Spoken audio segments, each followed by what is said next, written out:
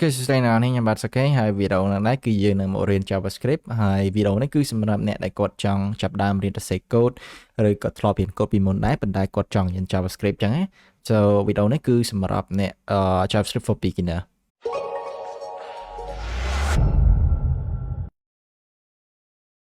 So in general JavaScript cứ chỉភាសាប browser ហើយម្នាក់នេះអត់ដឹងថា JavaScript អាចធ្វើអ្វីបាន history របស់ JavaScript មិនអ្នកនេះអាចមើលវីដេអូក្នុង description បានខ្ញុំធ្លាប់ធ្វើវីដេអូនិយាយអំពី JavaScript ពីមុនដែរ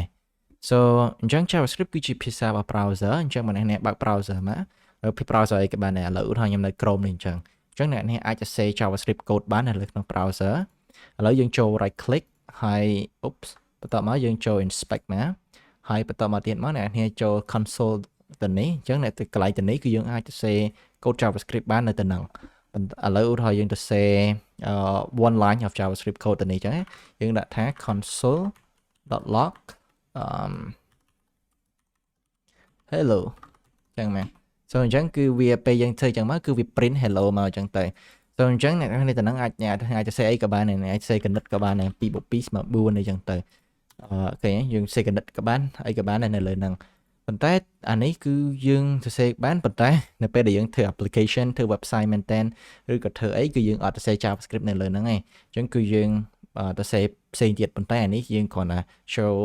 អ្នកនរគ្នាតាំងថា JavaScript គឺយើងអាច run នៅលើ browser បានអញ្ចឹងណាអូខេ so នៅពេលដែលយើងធ្វើ build application ជាមួយ JavaScript maintain គឺយើងត្រូវទៅសេ JavaScript ច្រើនអញ្ចឹងអីចឹងទៅគឺយើងត្រូវប្រើ text editor ដើម្បីទៅសេវាហើយ run វានៅក្នុង browser អញ្ចឹង so អញ្ចឹងហើយយើងអ្នកនរគ្នាខ្ញុំ recommend អ្នកនរគ្នា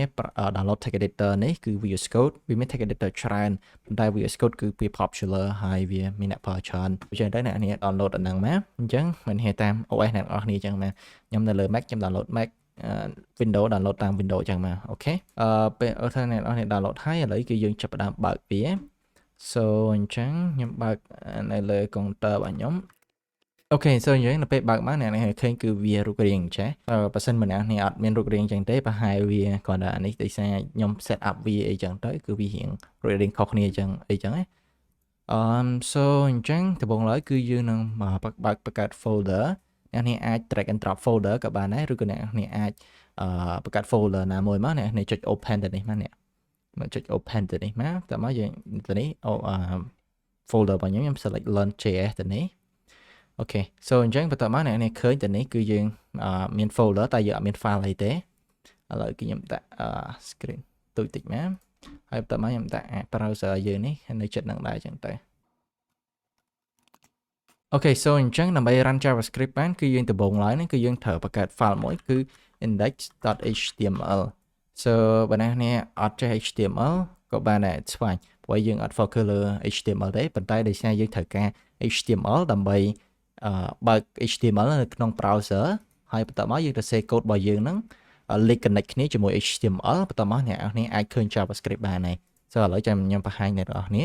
so ដំបូងឡើយហ្នឹងគឺអ្នកនេះចុចធ្វើម៉េចឲ្យចេញសញ្ញាឧទាននេះមកយើងអាច shift លេខ1ចឹងមកចឹងអ្នកនេះចុចពេលមកគឺវាមាន auto ឲ្យយើងហើយអ្នកនេះ select ហ្នឹងមកគឺវា generate code HTML boilerplate ឲ្យយើងស្រាប់ចឹងណា so នៅពេលអ្នកនេះបានអាហ្នឹងហើយអ្នកនេះអាចដំបូងឡើយគឺយើងសេ code HTML ចេះតើអ្នកនេះគ្រាន់តែសេតាមខ្ញុំមកតែ hello world អីចឹងសិនចឹងមកតើមកដើម្បីបើកអាហ្នឹងនៅក្នុង browser អ្នកនេះអាចចុច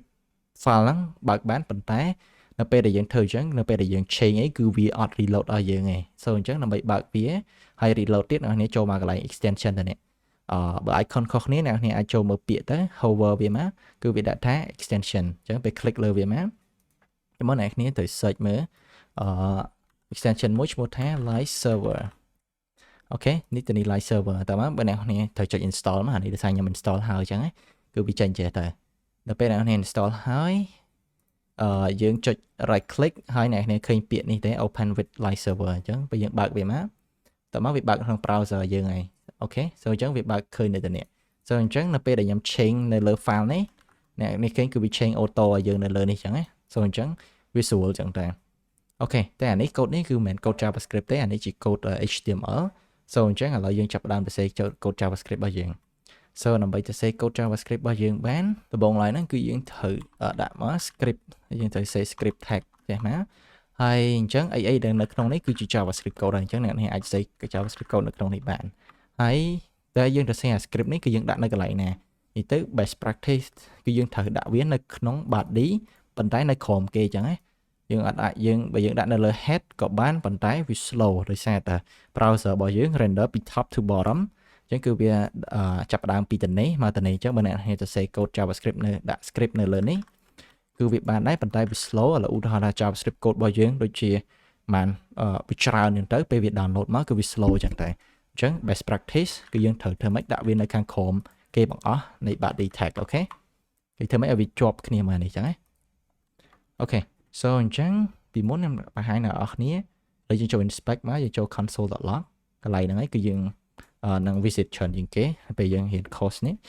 អញ្ចឹងពីមុនគឺខ្ញុំបង្ហាញដល់អ្នកគ្នា console.log ឥឡូវយើងទៅ save វាទៀតណា console.log hello world អូខេ so អ្នកនេះពេលនេះសេចេះមកអ្នកនេះឃើញនៅក្នុង console.log នេះគឺវា display hello world ចឹងមកអញ្ចឹង console.log នេះអីជាគេគឺវាជា ability ហើយយើងប្រាប់ JavaScript ឲ្យវាហ្នឹង print អីនៅលើផ្ទាំងខាងនេះអញ្ចឹងម្នាក់នេះចង់ print អីក៏បានដែរណា console.log ឈ្មោះអ្នកនរគ្នាក៏បានដែរនេះដូចខ្ញុំឈ្មោះខ្ញុំអញ្ចឹង console.log សុកហេងអូខេចេញសុកហេងអញ្ចឹងទៅបើអ្នកនេះចង់ console.log ជាលេខក៏បានដែរ1 2 3 4ចឹងនេះចឹងមកគឺវាចេញមកអញ្ចឹង so ហ្នឹងហើយ so អ្នកនេះសាកព្យាយាម run វាហើយconsole.log ចឹងអីចឹងមក console.log ឈ្មោះអ្នកនរគ្នាមកអូខេ so អញ្ចឹងគឺវាប៉ុណ្ណឹងប៉ុន្តែអានេះដោយសារ JavaScript របស់យើងគឺយើង run នៅក្នុង HTML ឥឡូវ imagine បើយើងមាន JavaScript code យើងច្រើនហើយបើយើងធ្វើជា web application គឺយើងមានជា HTML code ទៀតហើយអញ្ចឹងគឺវាមានច្រើនលើនឹងទៀតអញ្ចឹងគឺយើងអត់ចង់សរសេរ JavaScript code យើងនៅក្នុង file HTML រហូតទេអញ្ចឹងយើងអាចបង្កើតជា file JavaScript នៅក្រៅហ្នឹងបាន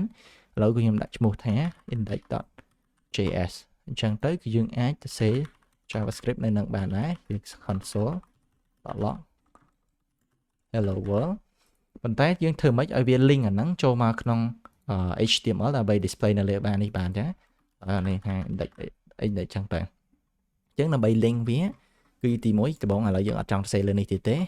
យើងលុបវាយើងចេញវាមកតោះមកយើងត្រូវដាក់ពាក្យថា source ហើយយើងត្រូវដាក់ឈ្មោះ file JS របស់យើង index.js អូខេ so នៅពេលដែលគាត់ដាក់មកគឺវា run auto ឲ្យខ្ញុំគឺយើង hello index អញ្ចឹងអា file name នេះអ្នកនរដាក់ឈ្មោះអីក៏បានដែរប៉ុន្តែធ្វើម៉េចទៅអាចុងក្រោយទៅបញ្ចប់ដោយ index.js អញ្ចឹងណាអ្នកនេះដាក់ sokheng.js ឬក៏ឈ្មោះអ្នកនរគ្នាអីក៏បានដែរអញ្ចឹងណា so អីដែលសំខាន់ធ្វើម៉េច .js so អញ្ចឹងតនេះយើងអាចទៅសេ console.log យើងបានហើយ so យើងអាចសេ code JavaScript អញ្ចឹងវីដេអូក្រោយគឺយើងនឹងចាប់ផ្ដើមlearn more about JavaScript ប៉ុន្តែឥឡូវវីដេអូនេះគឺទៅប៉ុណ្ណឹងសិនទេហើយ yeah so មុននឹងបញ្ចប់វីដេអូខ្ញុំសង្ឃឹមថាអ្នកនរគ្នាមើលវីដេអូនេះហើយគឺ follow តាមអីដែលខ្ញុំធ្វើអាហ្នឹងគឺអាចថាជារបៀបនៃការរៀន code ដែលល្អមួយគឺយើងទោះអ្នកនរគ្នាមើលវីដេអូផ្សេងក៏ដែរមិនវីដេអូខ្ញុំអ្នកនរគ្នាត្រូវ practice តាម interface តាមអញ្ចឹងមកធ្វើមិនឲ្យវាចេញតាមអីដែលក្នុងវីដេអូធ្វើតាមអញ្ចឹងមក